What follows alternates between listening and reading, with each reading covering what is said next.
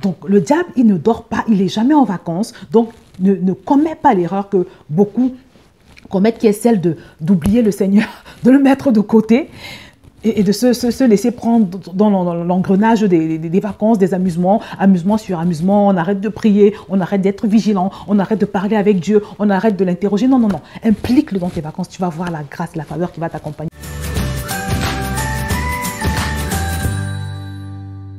Bonjour à tous bien-aimés, bienvenue sur Vie TV et aujourd'hui on va encore parler de Dieu. Je parle de Dieu, pourquoi? Parce que quand on parle du Saint-Esprit, je ne sais pas si vous réalisez, mais on parle de Dieu lui-même, vous voyez? Parce que la parole de Dieu nous informe qu'il est venu vivre en nous par son Saint-Esprit. Donc quand on parle de Dieu, on parle de la puissance, on parle de la gloire, on parle du feu, on parle de celui qui dit la chose existe, on parle de celui qui est irrésistible et il habite en toi. Et ton degré de puissance et d'excellence dépend du niveau jusqu'où tu acceptes de communier avec lui par son Saint-Esprit. Et c'est pour ça que depuis des semaines, je parle du Saint-Esprit. Et aujourd'hui, on va aborder la question du Saint-Esprit et des vacances.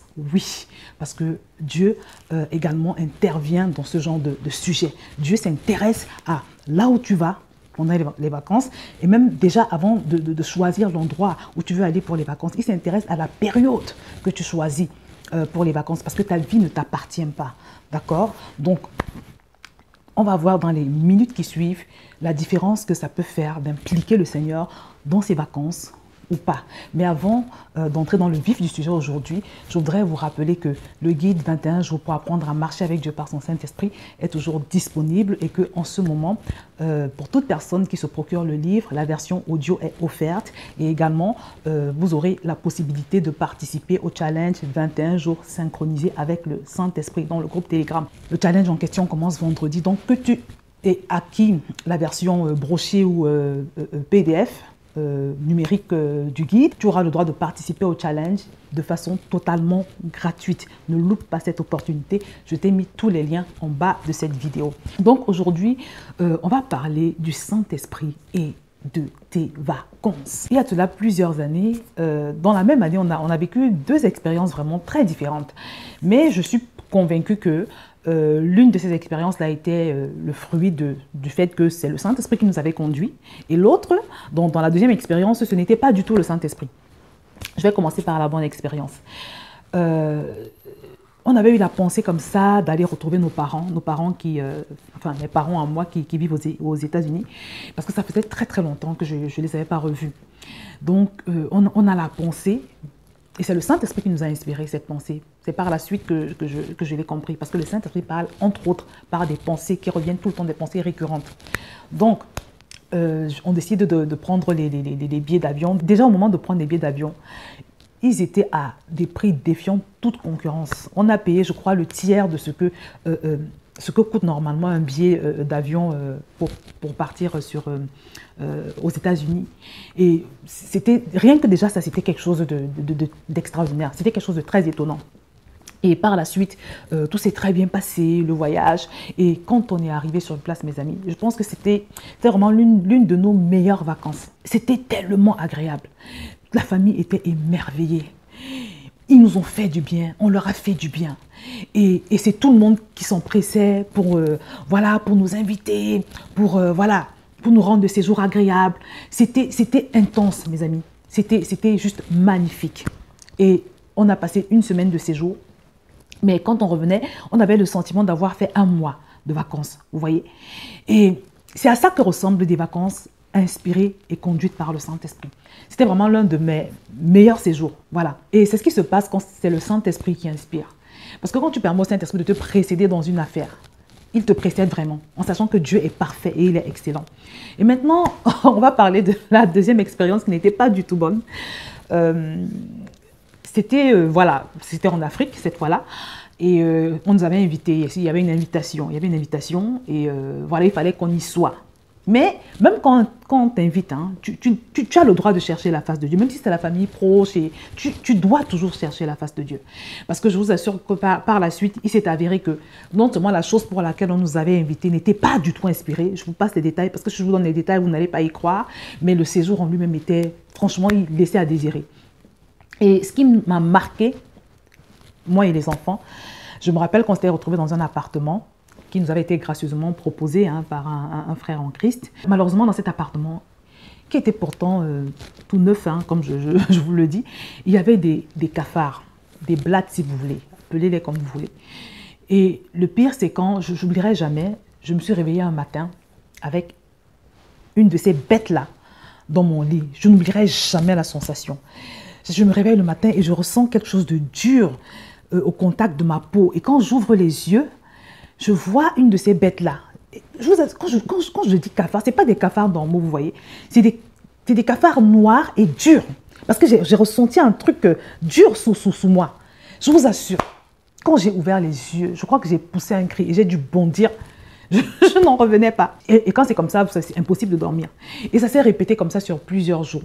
De temps en temps, on en trouvait dans la cuisine, dans la chambre. Les enfants étaient terrorisés parce qu'ils sont nés en France et bon, ils n'étaient pas habitués à ce genre de choses. Donc, à un moment donné, on n'en pouvait tellement plus qu'on était obligé de partir à l'hôtel. Vous voyez, on était obligé de partir à l'hôtel parce que, voilà, on a remercié le frère, on lui a dit vraiment, tu as été très gentil de nous proposer l'appartement, mais on ne peut plus. Et par la suite, on apprend quoi? On apprend que, visiblement, ces cafards-là appartenaient à un voisin et que c'était ses totems, en fait. Donc, c'était quelqu'un, en fait, qui était dans des pratiques occultes et que, visiblement, il ne voulait pas nous voir là parce que notre présence le dérangeait. Donc, voilà, en tout cas, c'est pour vous dire que quand tes pas ne sont pas conduits par le Saint-Esprit, tu vas vivre ce genre d'expérience. Voilà. Et le séjour en lui-même n'était pas extraordinaire. Vraiment, c'était très, très moyen. Et pourtant, on avait payé les billets d'avion très cher. Je vous assure, on avait beaucoup dépensé pour ce séjour, ce voyage. Donc, ce n'était pas extraordinaire. Il s'est passé beaucoup d'autres choses que je préfère ne pas relever ici. Mais simplement, je voudrais vous dire que quand tes vacances ne sont pas inspirées par le Saint-Esprit, tu souffres. Vraiment, tu ne peux pas vraiment en jouir, en fait. Tu vois, j'ai lu hier l'histoire d'une dame qui racontait comment elle est partie dans un endroit assez exotique, même paradisiaque. Quand elle regardait les commentaires sur Google, tout le monde disait que c'était très beau, les gens mettaient 5 étoiles, voilà. Donc les commentaires étaient très positifs. Mais quand elle arrive sur place, mon Dieu, elle a que des mésaventures. Dans l'appartement où elle était, il y avait, selon ce qu'elle dit, il y avait des lézards, une espèce particulière de lézard qui a l'habitude de laisser ses crottes partout. Donc, ils étaient dans le toit et à chaque fois qu'elle sortait avec son mari, elle revenait, elle trouvait des crottes partout, dans le lit, dans le lavabo, partout. Et tout le temps, elle devait changer les draps quasiment tous les soirs. À un moment donné, c'était des serpents et même son mari a failli se faire mordre un jour par un serpent. Toujours pendant ces vacances-là, ils ont eu une coupure d'eau. Ils ont eu une coupure d'eau et c'était compliqué parce que dans l'endroit où elle était avec son mari, il faisait très chaud. Et à côté de ça, elle a attrapé une infection, elle est tombée malade pendant son séjour. Donc, séjour complètement gâché. Mes bien-aimés, c'est pour ça qu'avant de choisir ta destination de vacances, il faut toujours demander au Seigneur, il faut toujours confirmer avec le Saint-Esprit. Si tu as une idée de destination qui te vient, qui monte dans ton cœur, tu dis Saint-Esprit, qu'est-ce que je fais? Quand tu vas prier comme ça, je te promets que il va te mettre soit la paix dans le cœur, soit tu vas ressentir un feu rouge ou bien un feu orange, c'est-à-dire que ce n'est pas encore le moment, mais c'est très important de toujours prier. Quand tu sais que tu vas voyager, tu dis Seigneur, voilà, tu as une idée qui te vient dans la tête, tu dis Seigneur, j'ai envie d'aller là, est-ce que je peux? Ou alors si tu n'as pas d'idée, tu dis Saint-Esprit, je vais où? Et tu sais, quand tu vas lui poser cette question-là, il va te parler. Parfois, c'est quelqu'un qui va spontanément te donner un témoignage d'une belle destination qu'il a eue. Parfois, tu seras en train de regarder la télévision et puis tu vas te retrouver devant une émission qui va parler d'une région touristique ou bien d'un endroit très beau touristique. Et là, tu vas sentir dans ton cœur que là, le Seigneur est en train de te faire une suggestion. Le Saint-Esprit est en train de te faire une suggestion. En tout cas, il faut mettre toujours le sujet de tes vacances en prière. C'est très important parce qu'en plus, quand tu te déplaces, tu vois, il y a l'aspect de la sécurité. Tu vas quand même prendre un avion. Même si tu ne prends pas un avion, tu vas prendre un car, tu vas prendre je sais pas, tu vas prendre un moyen de transport pour te déplacer. Donc, il faut non seulement prier pour confirmer ta destination de vacances, mais en plus de cela, il faut recommander tes vacances au Seigneur. Permets au Saint-Esprit de t'aider à organiser, même quand au moment où tu organises, prie. Voilà, il est là pour ça. Il nous a été donné comme aide, comme guide, comme conseiller. Pourquoi se priver de sa sagesse? Il dit dans sa parole, ne te confie pas en ta propre sagesse. Donc, implique le Saint-Esprit, invite-le, même dans l'organisation de tes vacances. Et la troisième chose à faire, c'est quand tu arrives sur place, n'oublie pas Dieu, ne l'oublie surtout pas. Parce qu'il y a beaucoup de gens qui s'imaginent que quand on arrive sur le lieu des vacances, voilà, on peut aussi mettre Dieu de côté. Vous voyez? Tu ne peux pas faire ça. Parce que sans lui, mon frère, ma soeur, tu n'es rien, tu n'arrives à rien. Parce que Satan ne prend jamais de vacances. Donc, si pendant tes vacances, tu mets Dieu de côté, tu vois, tu arrêtes de le consulter, tu arrêtes de lui parler, tu arrêtes de le prier, tu arrêtes de l'interroger, tu arrêtes de fonctionner avec lui, tu t'exposes grandement. Et en plus, si tu n'es pas dans ton pays, si tu n'es pas dans le lieu où tu as l'habitude de vivre, ça peut être compliqué, tu vois. Donc, le diable, il ne dort pas, il n'est jamais en vacances. Donc, ne commets pas l'erreur que beaucoup commettent, qui est celle d'oublier le Seigneur, de le mettre de côté et de se laisser prendre dans l'engrenage des vacances, des amusements, amusement sur amusement. On arrête de prier, on arrête d'être vigilant, on arrête de parler avec Dieu, on arrête de l'interroger. Non, non, non. Implique-le dans tes vacances. Tu vas voir la grâce, la faveur qui va t'accompagner. Moi, c'est ce que je fais. À chaque fois que je pars avec ma famille, toujours, on organise avec le Saint-Esprit, on cherche, même quand on va aller au restaurant, par exemple, on va prier, on va se laisser inspirer. Voilà.